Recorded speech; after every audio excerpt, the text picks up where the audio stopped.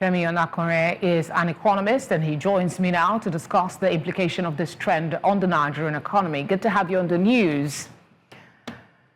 Good evening. $10 billion spent on food imports annually. Isn't this some sort of red flag for Nigeria's export? I think we need to appreciate the situation with a proper review. Now, we have a bifocal problem. And on the one side, we have the export, and then on the other side, we have the import. First off, we need to understand why are we importing and what are we importing. You import to meet up with your insufficiency in local, demands and requirements. And we majorly import things like wheat, sugar, rice. We import, all these products, and some of which we have some local production for. And this creates a big drain on the local economy, because if there are cheaper imports, right, then there is no viability for the local economy to actually grow. Now, if we focus on exports, now exports are cash-based products, and some of those export-based products have a different set of requirements. In the last couple of years, some of the higher export products we've had are like things like sesame seeds and cocoa and all, which have boosted the stuff. But the downside for us that we need to concentrate on is, because before we look at export as the business position, we need to look at what we have, the import, as a problem in terms of we have a food sufficiency challenge. Nigeria has almost 71 million hectares of arable land across, and it's not localized to one side. You have different products, different crops that can grow in different regions of the country. So we actually have the opportunity, and we have a very large youth base. About 70% of the country's population is currently youth. So it means that we can apply them, to meet up both the import conditions and the export, requirements. And that requires a bigger and deeper focus in terms of the technologies and practices, the policies guiding agriculture productivity in the country. I think the initiative that was previously announced by the group is very good. A focus on agriculture.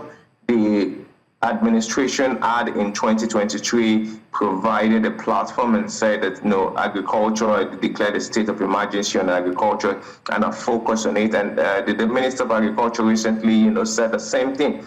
But we need to understand what can bring us to speed, because if you can have improved and revamped local sustainability, then export positions becomes even more attractive. Right. And we have all the resources, to achieve that objective. I mean, I'm still trying to wrap my head around the things you've said, but let's look at it from another angle. How can Nigeria's economy benefit from increasing agricultural export earnings beyond the current $400 million, considering the sector's significant contribution to the country's GDP?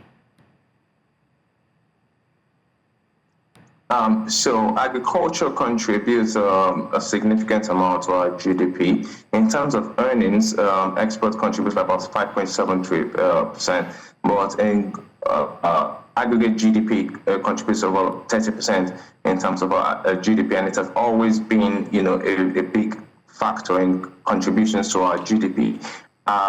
In terms of increasing our productivity for export purposes, we need to improve on some things in our local productivity, things like the mechanization of the production process. Some of the things we have is that we export base materials, and that reduces earnings, because the base materials still need to go into value-added processes that increase, the value of whatever you have grown, whatever products you have. So cocoa becomes chocolate, and the value of cocoa and the value of chocolate, right, is very, very wide value-added profits. So I think those are some of the things we need to focus, increase our what's it called, agricultural industrial sector processing, and increase logistics management in terms of transportation of products from farm, from production centers, and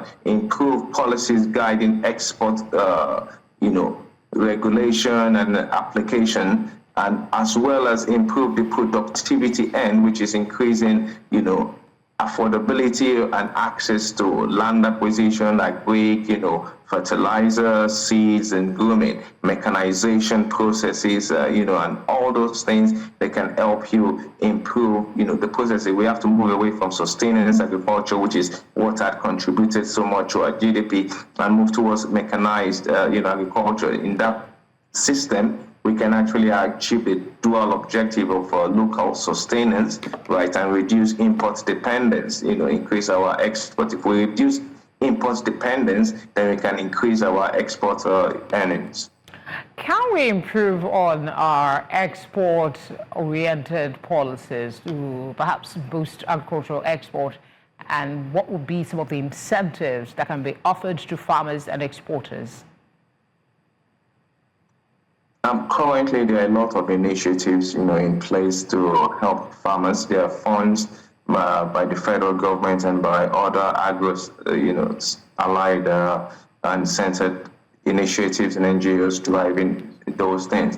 The federal government has also, and different state governments as well, have also provided positions for allowing access to increased funding, capital opportunities, mechanization opportunities, fertilizer access, opportunities for them.